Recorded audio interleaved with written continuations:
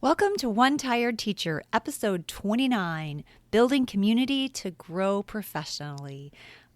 Today I have an amazing guest. I'm so excited to have Deedee Wills here to speak to us all about curriculum, professional development, and building a community with teachers. Deedee is a beautiful soul. You will be both inspired, motivated, and truly touched by her commitment to teachers and to kids. I hope you stick around.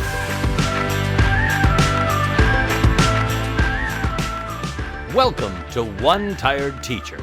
And even though she may need a nap, this teacher is ready to wake up and speak her truth about the trials and treasures of teaching. Here she is, wide awake. Wait, she's not asleep right now, is she? She is awake, right? Okay. From Trina Devery Teaching and Learning, your host, Trina Devery. Hey!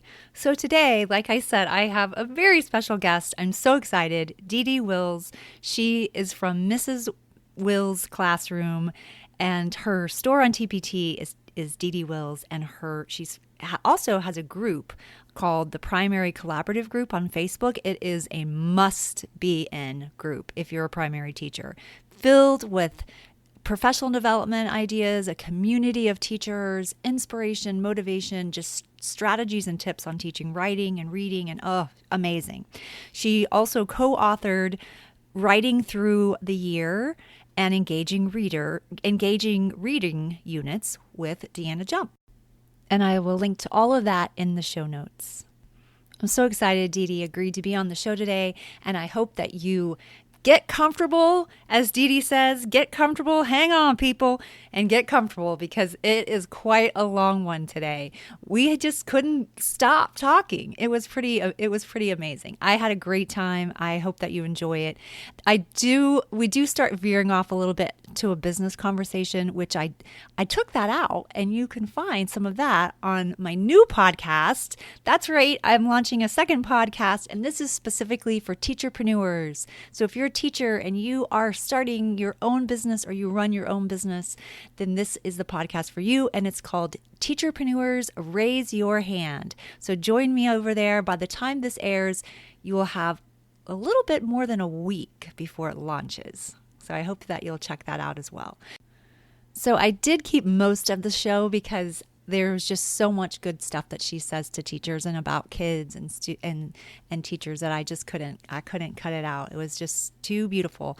But I did add at the very end, I added a little bit of some bloopers because there's a time where I almost sound like I'm insulting her, which is not what I meant at all. And it's kind of funny. So if you want to check that out, you can. It's past the final outro of the show. But get comfortable because it's a long one. This is a good one if you are walking on the treadmill for like an hour. So I'm so excited to have Deedee Wills today on the podcast to allow her to talk about some exciting things that she's doing, and that the way that she builds community with her audience is such a special and unique way. And I just love all the things that you're doing, and I would love for you to talk about that. So first of all, tell us a little bit about yourself. Well, hello. Thanks for having me. I'm happy to be here.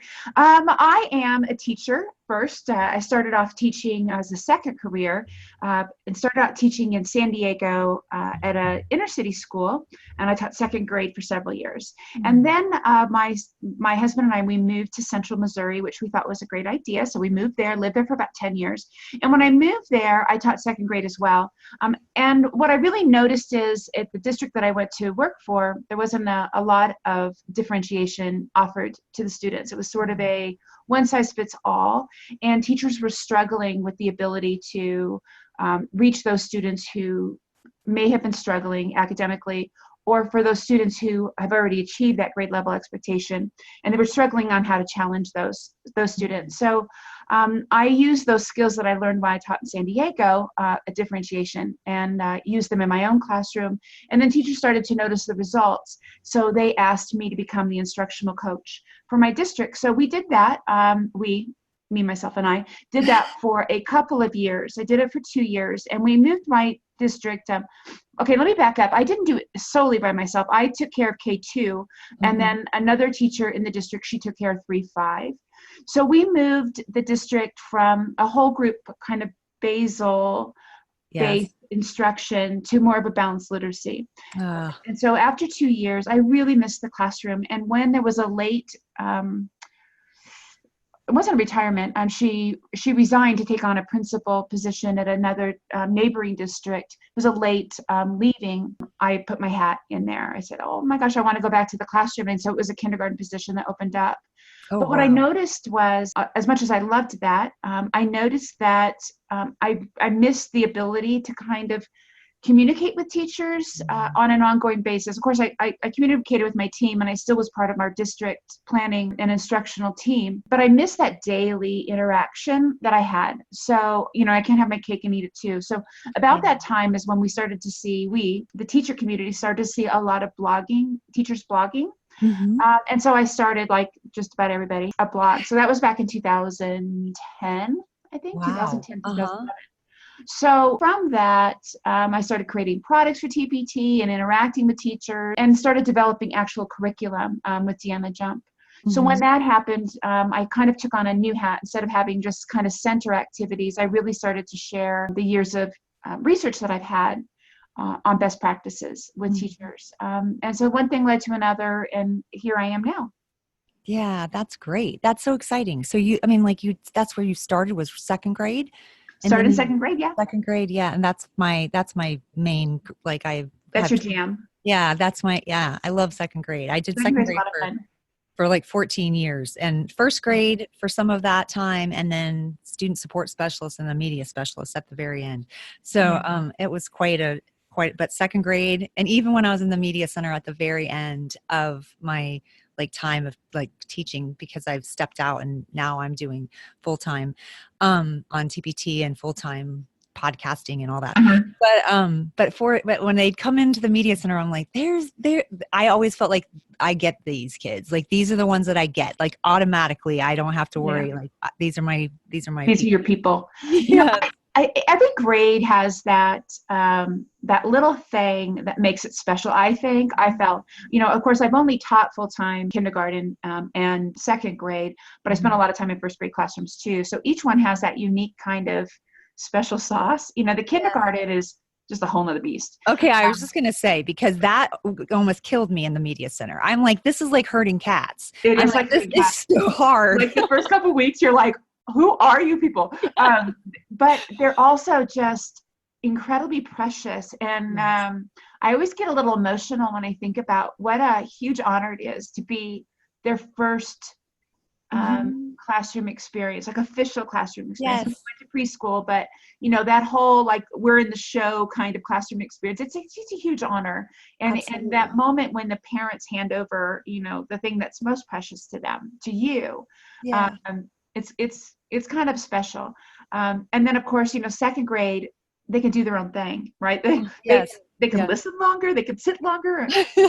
And so they have, a little bit more independence. So, and they kind of get your humor a little bit more in second grade. They get a little bit sarcastic. And so they kind of get that, that joking kind of manner. Sometimes they get it more than I do. Sometimes I'll say, that's not what I meant. That's not what I meant. But, yeah. No, you're right. I think that what you just said about kindergarten, though, what a beautiful way of thinking about it, like being their first experience. I think that is really, I guess I knew all along that, I wasn't certified in kindergarten, even though I was nationally certified in early childhood. I wasn't Florida certified in kindergarten. It was always first through sixth grade.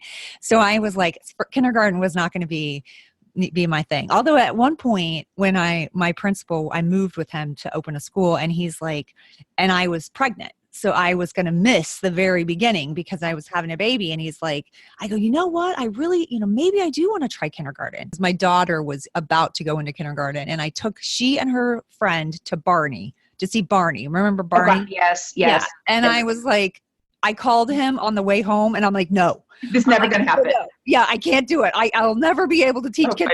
He's like, okay. So, but I do love to think that it's their first experience with school, and so how much responsibility that is, and what a beautiful thing that can be. Yeah, it is. It is. Yeah. That's your chance to get them to love school. Absolutely.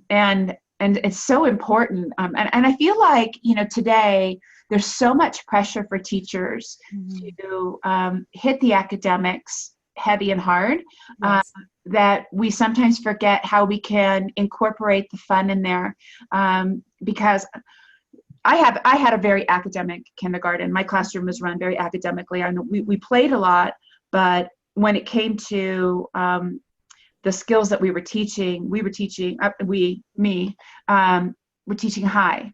And yet we were trying to have fun all the time. So, to make that go, go, go pace really exciting and fun. And, you have parents who write you a note saying they had a fever of 102. And I told them, no, you cannot go to school today. And they didn't want to miss a day. That feels really good.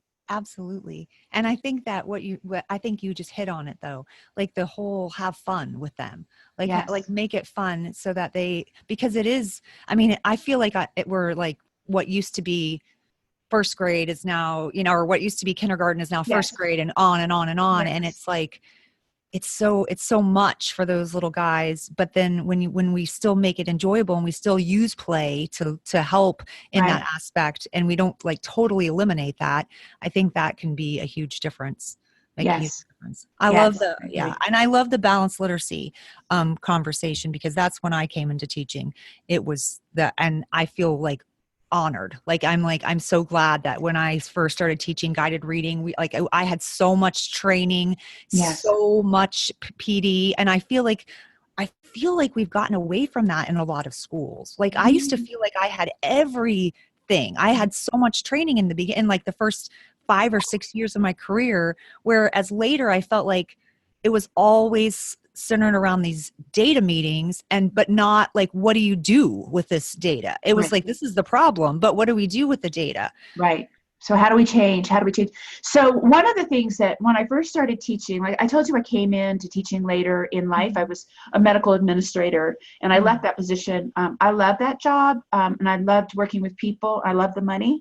Mhm. That was nice to Yeah. take this big pay cut to become a teacher. But when I finally got my credential, I was hired onto a school along with 40 other first-year teachers. It was the lowest Wow. 10% in the state. Academically, they were performing the lowest 10%. It was 100% free and reduced and 96% second language learners. Wow.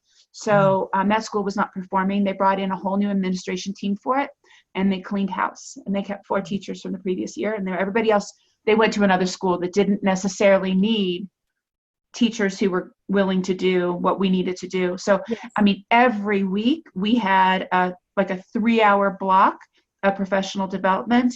And then we had administrators in our classroom all day long. So I learned more in that first year Hmm. than and I think every new teacher will say this, probably the same thing. If they're not, then they probably need to look at where they're getting their information. But I learned more in that first year, but it was really, what do they say? It's something under fire, trial under fire. Is that the expression?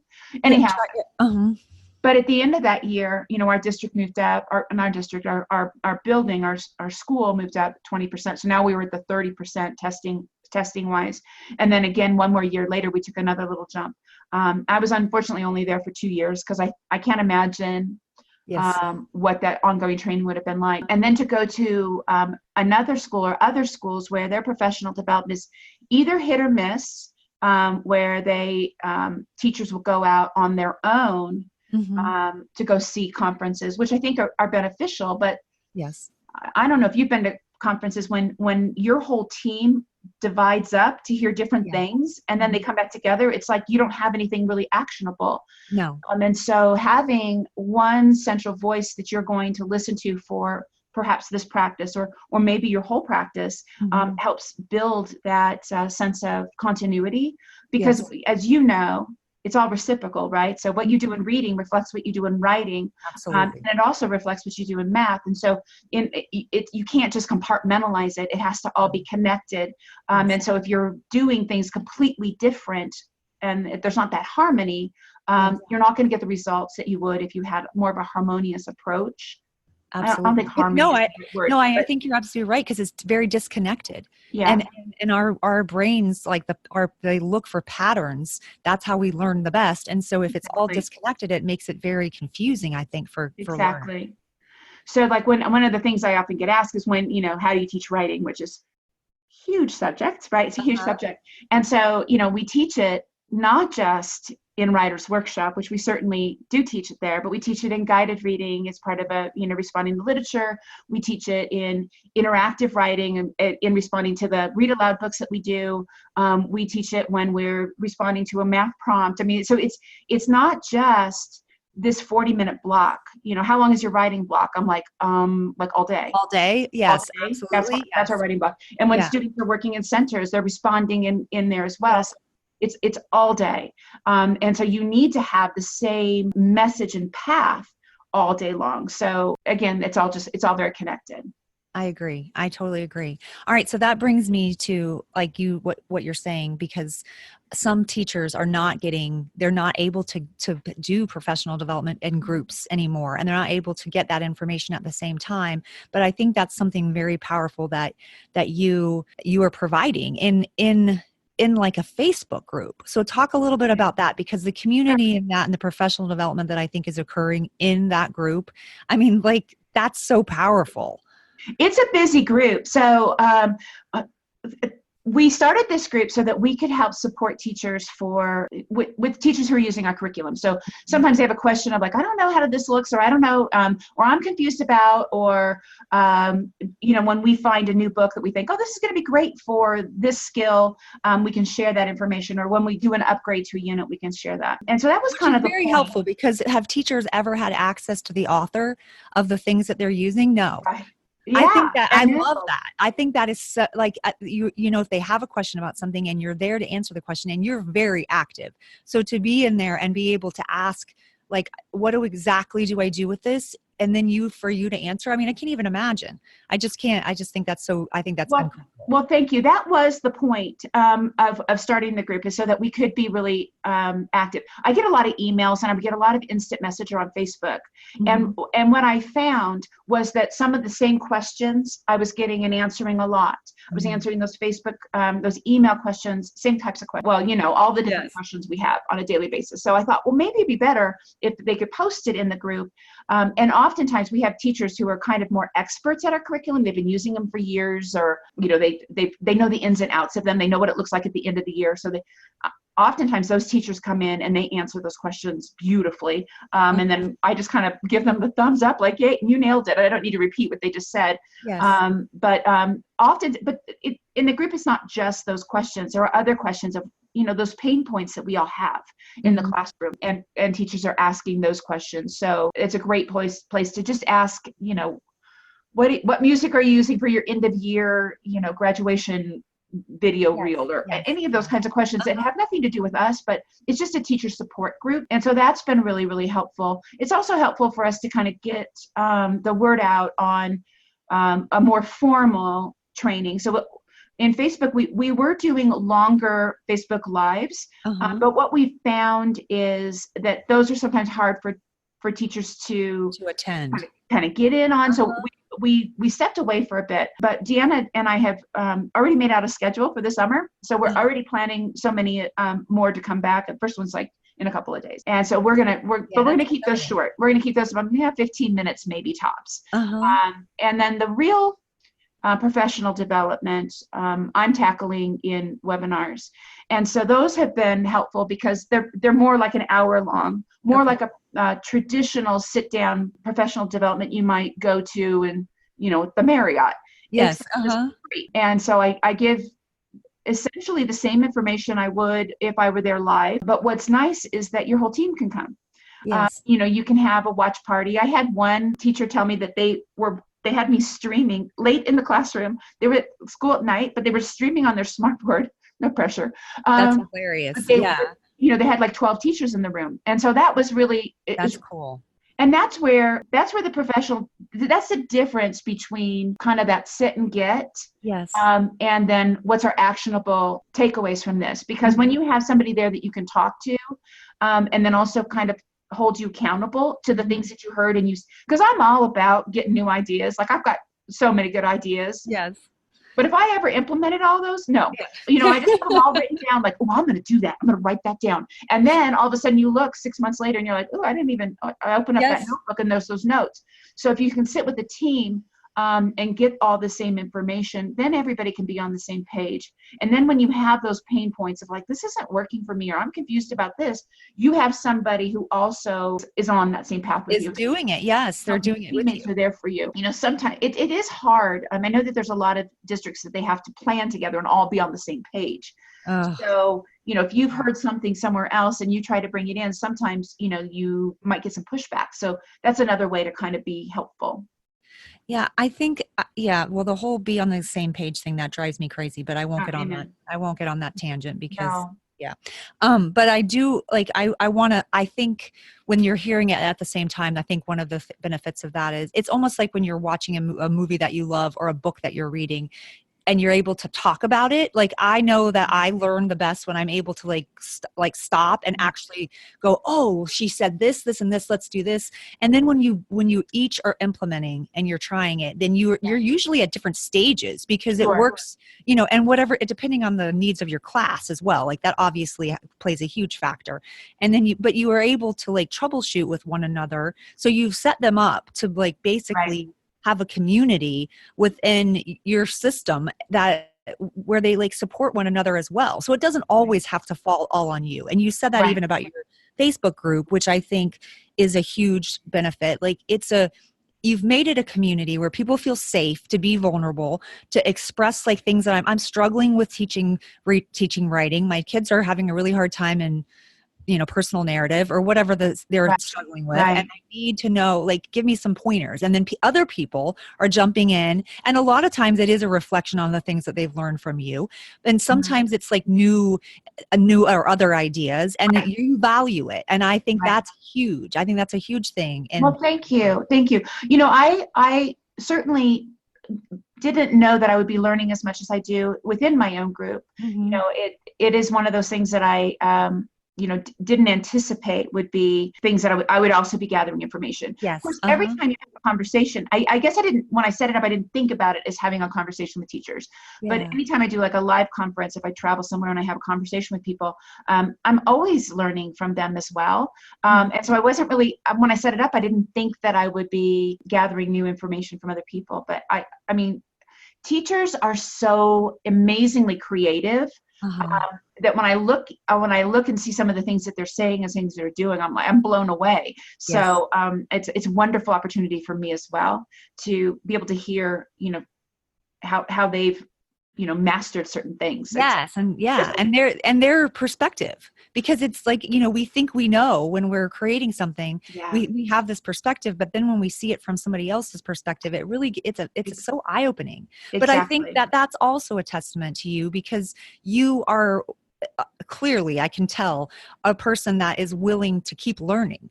You don't think that you know it all and you're done. You're willing to keep learning, and that's the beauty of it. But I think that's what makes a powerful community, when everybody in there is thinking that they can get, they have value, they offer value, and we accept that. I love that. It actually gives me the chills. I love that that's the kind of community that I like being part of.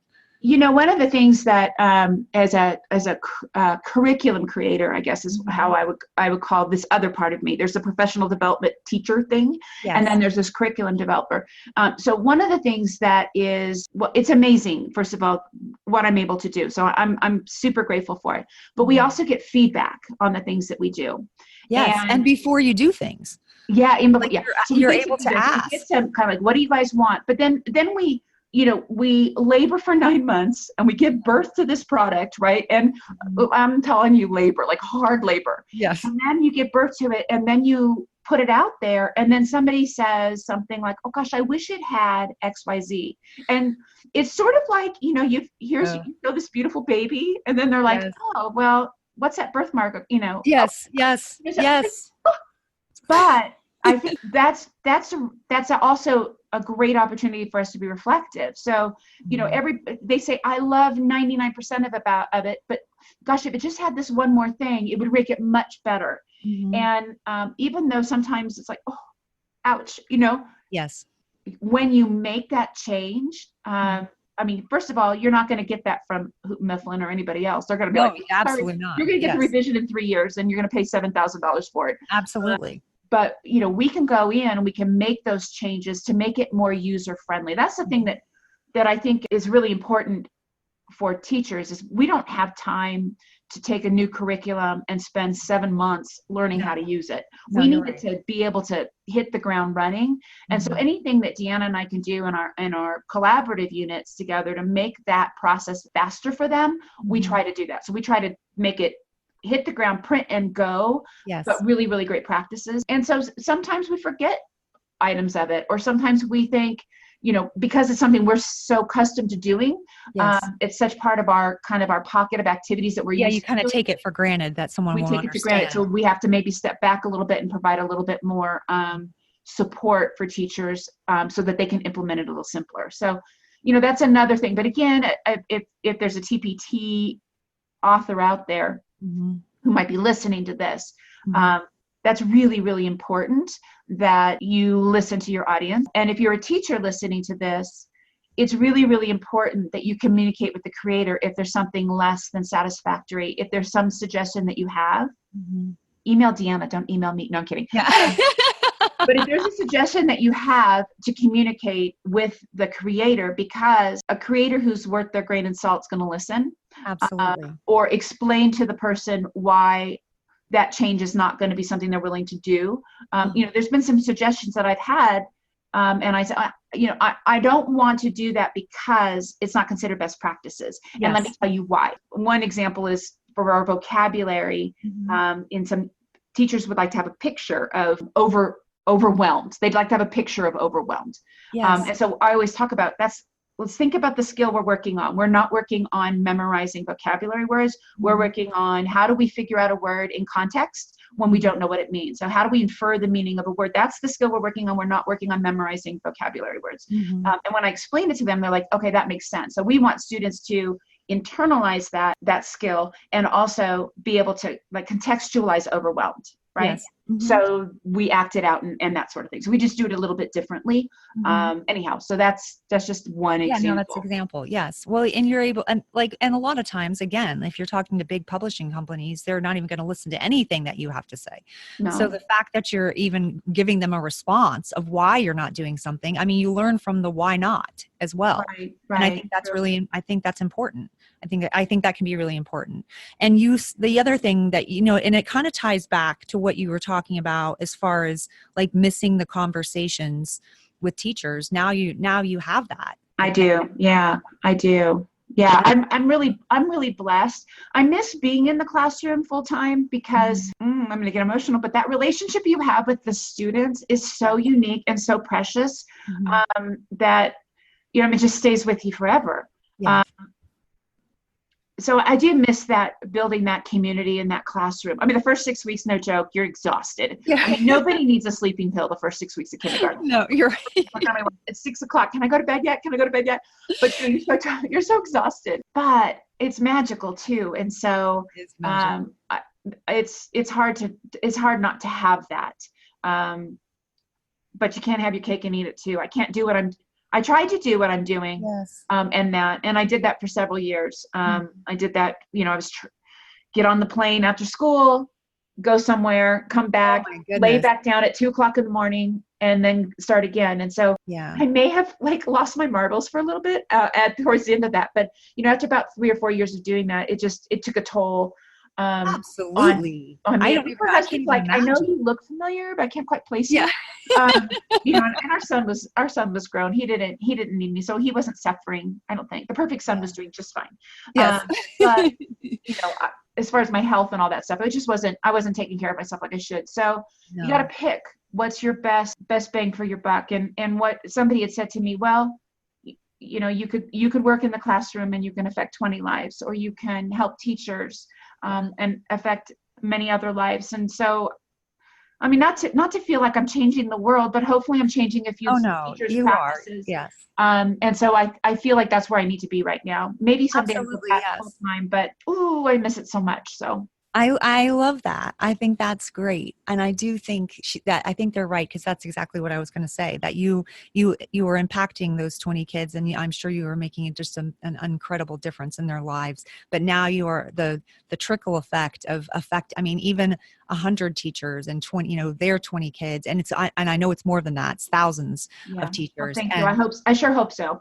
yes. And what about the opportunity to like even go into, I mean, I'm sure you get that, into go back into the classroom just for Yeah. like an hour and teach a Yes. lesson?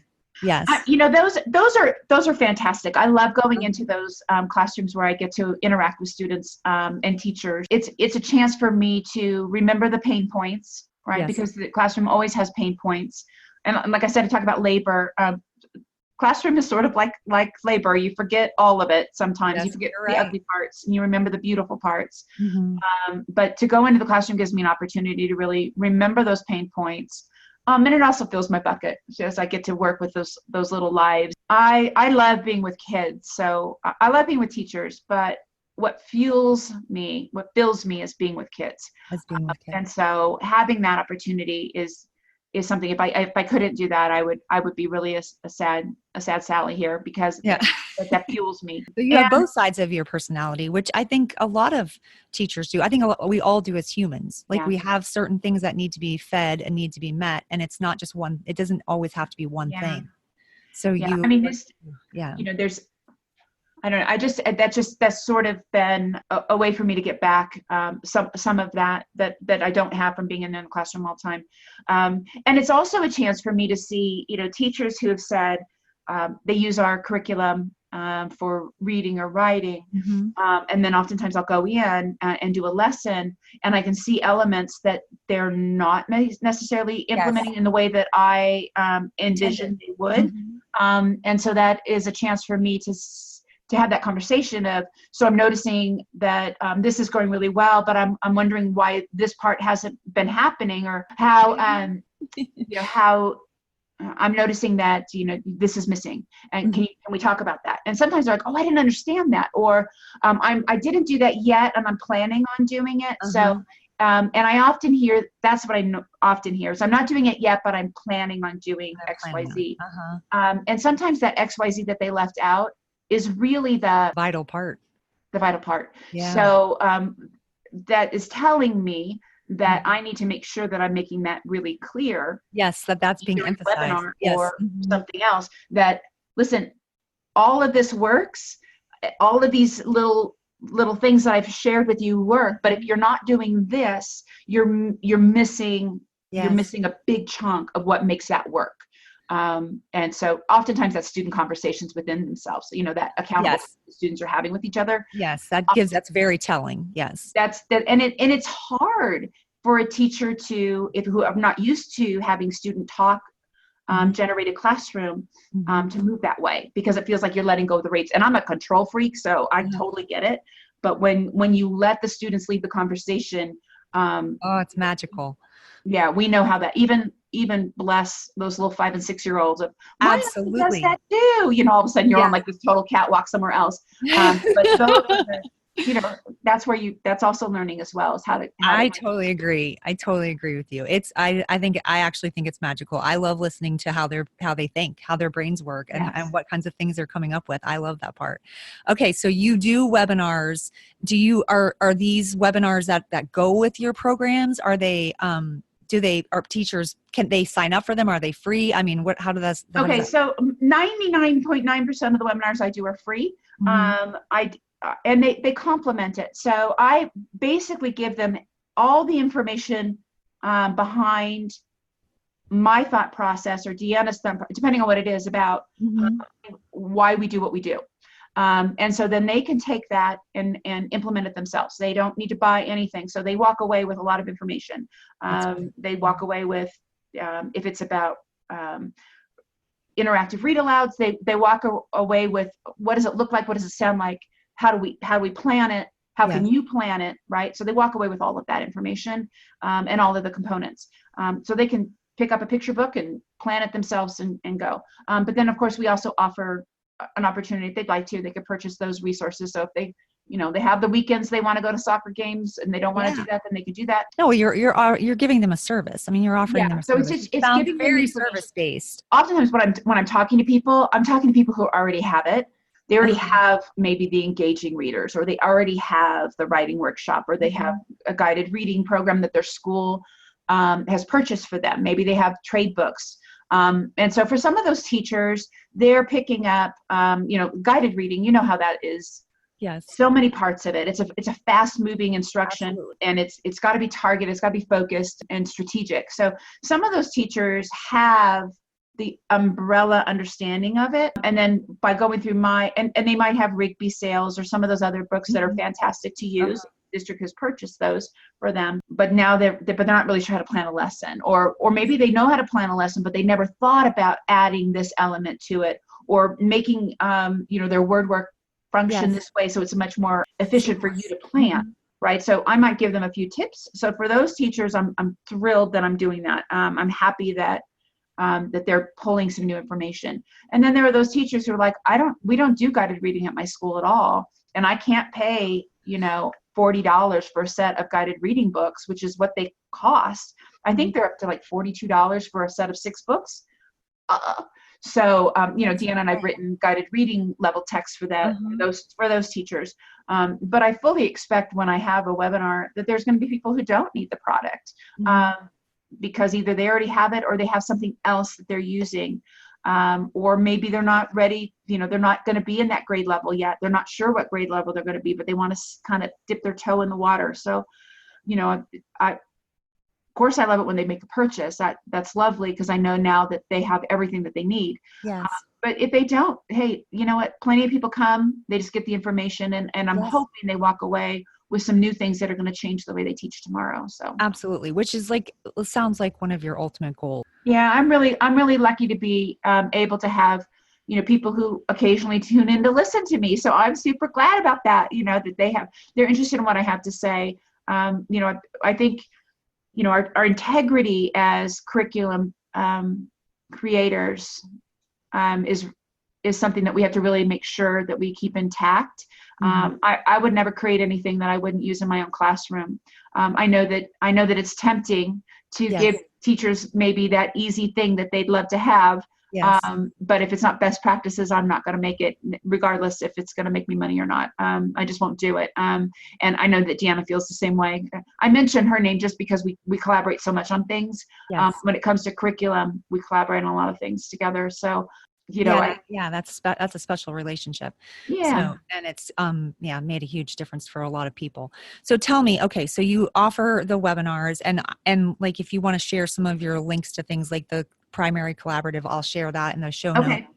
But I want to know, we talked about podcasting, and I know that that's one way of meeting some people where they are, and almost like having professional development on the go, which for me, podcasting has been a huge difference with being able to feel like I connect with my audience. And I feel like I was lacking that. I was lacking that as far as my own business, but I also missed the same thing that you were talking about. That was one of the highlights for me in education, was actually being able to communicate and collaborate with other teachers and have those conversations. And I missed that so much that I mean, even at, like I said, at the very end, my principal who I was with for 19 years, he was promoted. Yeah. And I he went to the district level, and I almost couldn't function there without him, because I knew that the school, it was going to change. What we had built and the vision and the mission, it was going to change. And I was like, I can't watch it change. You can't let it be less than it was. I can't. So I transferred, and it was a Title I school, and it was the biggest one in our county. Actually, it was a L300, whatever that, I don't know if you have that where you are, but it was one of the top low performing schools. The state was about to come in, and it was very difficult. And I was the media specialist, and in a community of people that didn't want, they wanted you to give them the kid a book and that's it. Like they didn't want them to, like, I wanted it to be a place that they wanted to come and they wanted to think and they wanted to read, but they also wanted to think and dream and explore. And like, I was excited but it wasn't very welcomed. It was hard. It was really hard. And I felt so alone and isolated as opposed to like where I was, that was like a family to me. Right. And people came to my door, was like a revolving door. I actually had 2 doors in my classroom, and people would come in, and I was the team leader forever. And they'd come in and out, in and out, in and out all day long. And I used to be like, oh my goodness, I can't get anything done with people coming in and out. But then when I was alone, I'm like, where's everybody? Yeah, no one's coming in and out. And so it just felt like it was like 2 extremes. And so I missed that. And I'm like, I've got to get back to that, because that, first of all, felt like one of my strengths. And secondly, I'm like, I don't have that connection anymore. I need that connection back. So podcasting has become like something like that for me. And I've been able to have conversations like with you, and I've been able to have conversations with so many other people that have come on. And I'm like, I don't know, it's just rejuvenated me. And so I know whether it's for a business or whether it's for your classroom, like it's just something that has just made a difference. And I know you talked a little bit about like partnering with somebody. Yeah. And what's going on with that? Tell us about that. Well, Adam Peterson has been somebody that I had a pleasure of working with, getting to know, working with. He's a kindergarten teacher who now is a full-time professional development guy. Whatever those people are called, those professional people. And so, but he's also, I love him like a son. He and his wife are just precious. But he's just got a lot of energy. And when we get together, we just can't stop talking. Blah, blah, blah. He and his wife came by our house on their way when they were traveling out to Las Vegas for the conference. And I mean, we just didn't have enough time to sit and talk with both of them. So we just really, really enjoy our conversations. And it always comes back to education. So he has his own podcast that he's had out there for a bit. On My Way to Schools, what he had a few episodes out there. He's just a natural. And so when I thought about podcasting, I thought he would be great, because you're techie. Deedee Wills is not techie. Like if it's a computer, I'm pretty sure I'm going to mess it up somehow. So no, it's not as bad as you think it is. The technology part. Everybody says that, but it's like not. It does feel overwhelming. And I love that you have a course there that's going to help navigate that process, because it does feel overwhelming. But what a magical way to communicate with people. So anyhow, that's our plan. So Adam and I are in the planning stages of those webinar series, and we're planning to launch it late summer, I think is our plan. That's exciting. So you guys are doing a webinar together, or are you doing a podcast together? Podcast is what we were thinking. So just chatting with different teachers about it, just another extension of professional development, talking about best practices, that sort of thing. Yeah, I love that. So we'll probably keep it short, which is going to be impossible because we talk a lot. There'll probably be a lot of editing. It's hard. It's hard to keep it short. I mean, especially when you get on a roll with someone, or like you feel like a connection or an energy with them. It's like, I can't stop. Yeah, I got to keep going. Like, oh, okay. So this is a 3-hour podcast. So hang on, everybody. Get comfortable, right? No, we can't do that. But we just want to have just an opportunity to kind of talk to some teachers and, address some of those pain points that we talked about, or seasonal times of year, what to talk about. So we have a few ideas. We're still developing the rest of those, but hopefully, so hopefully it won't be one of those things that you, like I had said, that teachers, they say, oh, I haven't planned on, I'm planning on doing that, but I haven't gotten to it yet. Hopefully that's not going to be the story of our lives, but. No, it's not going to be the story of your lives, because you really need to do it. You have so much to offer, and it will be like, they'll love listening to it. And you get them when they feel like they don't have enough time. When I listen to podcasts in the shower, literally, and when I'm doing laundry, and when I'm doing, cooking dinner and things like that, where I don't feel like I have time for anything, but it's like having a conversation. It's like having someone in your ear. Yeah. I don't know. Or even in the car. Yeah. I love listening to them in the car. That's what I do. Because I'll have them downloaded on my phone, because I have a big spot where I lose internet connectivity. So I have to have them downloaded ahead of time. And then, I just running around town. The only dangerous thing is if all of a sudden somebody's saying something and you want to write it down, like pulling over and you're writing it down. So I guess you could just go back and listen to it again. But You sometimes can. like, again, technology, I'm like, where did I find that? And if people don't have show notes, then it makes it hard, to I go. was just going to say that. Yes. Because if you offer that in your show notes, almost like a summary or a point of that where a person would Yeah, really. click here. And so Yes. that does help. That definitely does help. So anyhow, that's our Yeah, that's plan exciting. for So our you're starting in the summer. It'll be out in the summer. You're thinking? I'm thinking we'll probably, I think I shouldn't use the word think, I should say we will.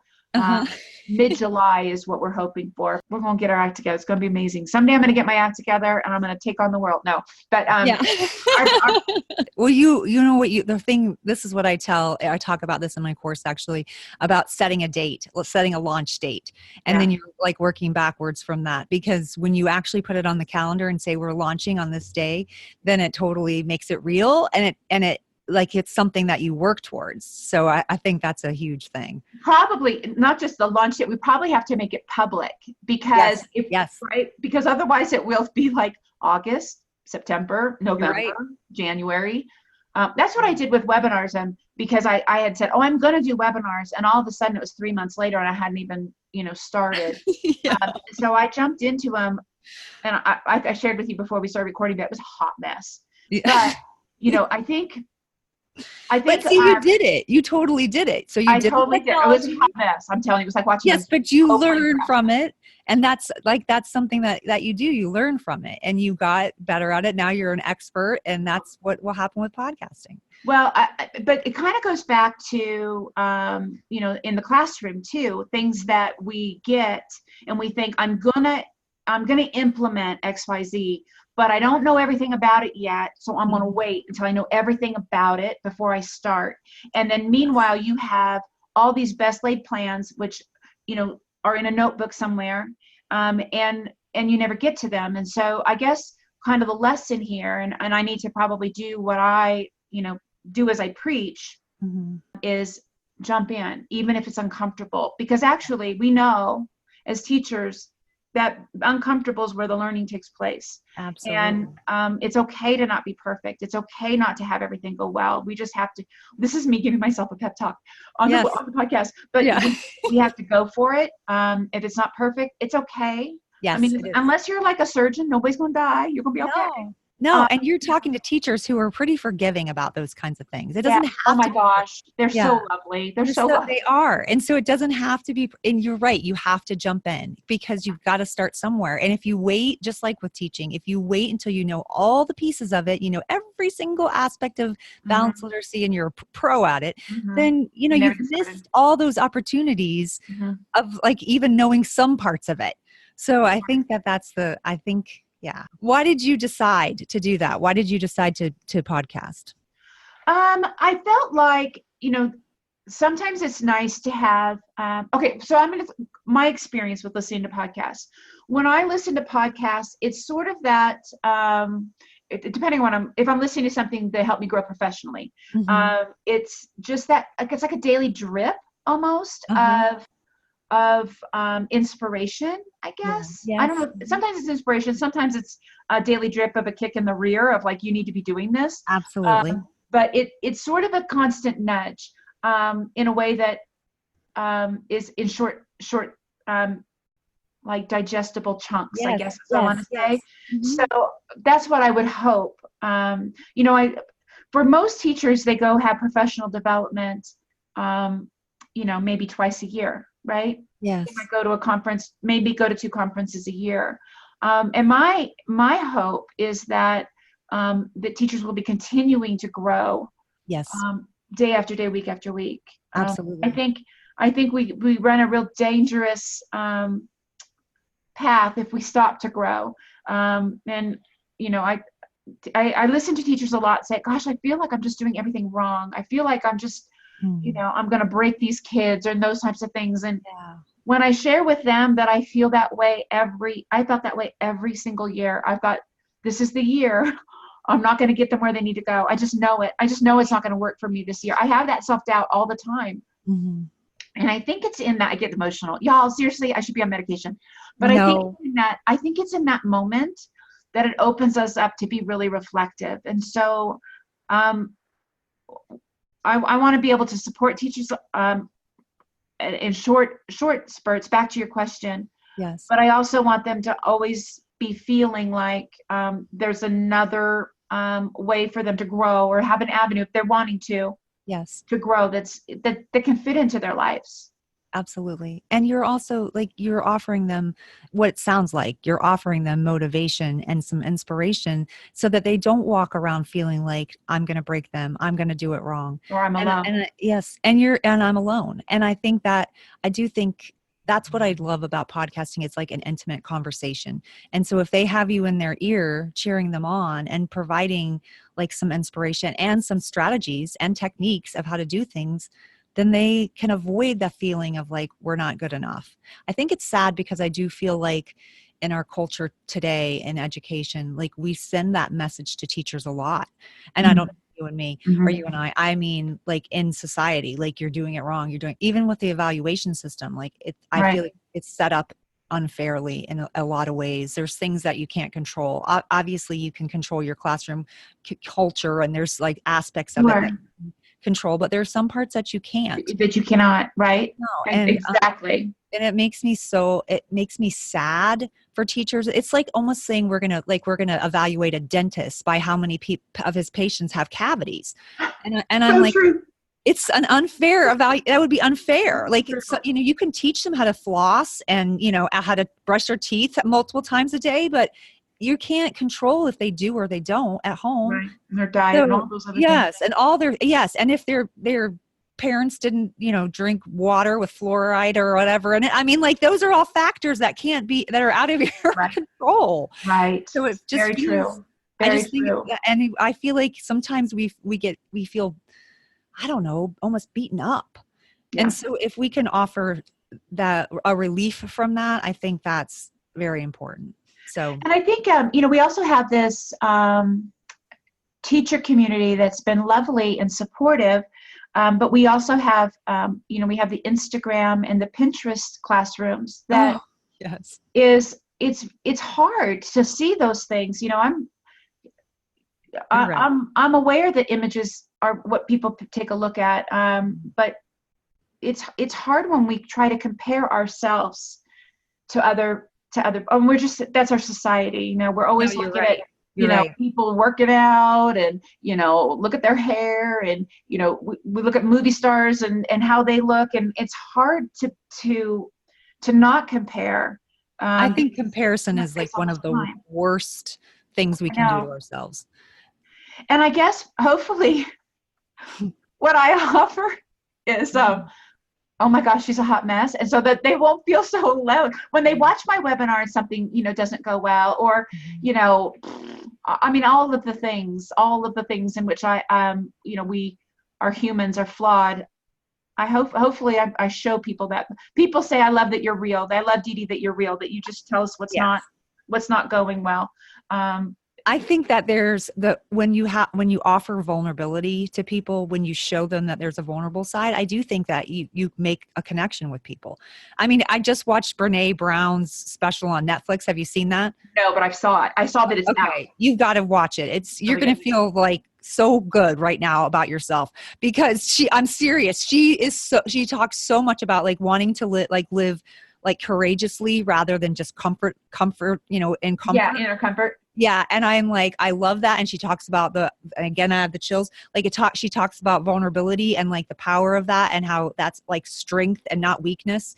And it's all these things that you're just saying, like it's so good. Like you laugh really hard at parts and cry really hard at parts. And it's so I can't wait. No, I'm going to queue it up. I definitely need to watch that for sure. Yes. For sure. Yeah. So tune in to my podcast, which is going to be coming sometime because I don't have a date yet. Yeah. And you can watch all the things I do wrong, because then you'll feel really good about yourself. So, and you'll also learn a lot and be inspired.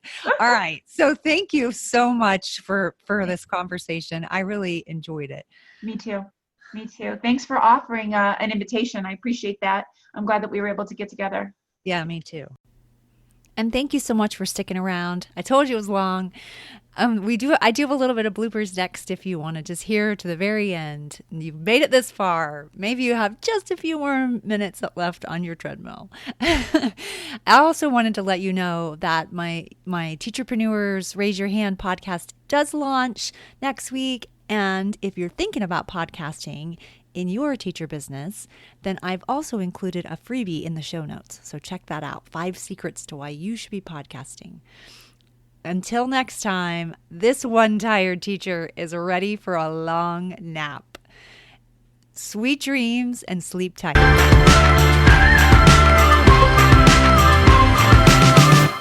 Are you going to do it over Zoom? Will that be how you capture your together or? I don't know anything about it. Okay. I don't know. Okay. Yeah. I know I have a microphone, and that's what I know. But he's doing that. He's doing that part, right? And he's doing the technical stuff because merciful heavens. I mean, I just have no skills. I could get the skills. Well, even what we're doing right now, talking on Zoom, it's recording it, and then I just take the audio. It records. I mean, it does record the video, but I don't ever do anything with the video because look at both of us. So you look great. Look at me. Yeah. Well, first of all, you're not being very truthful about the way I look right now. I look, y'all. If you could see me, I look like I've been dragged behind a truck. That's not 4 true. miles. So it's so bad. No, it's not true. The bags.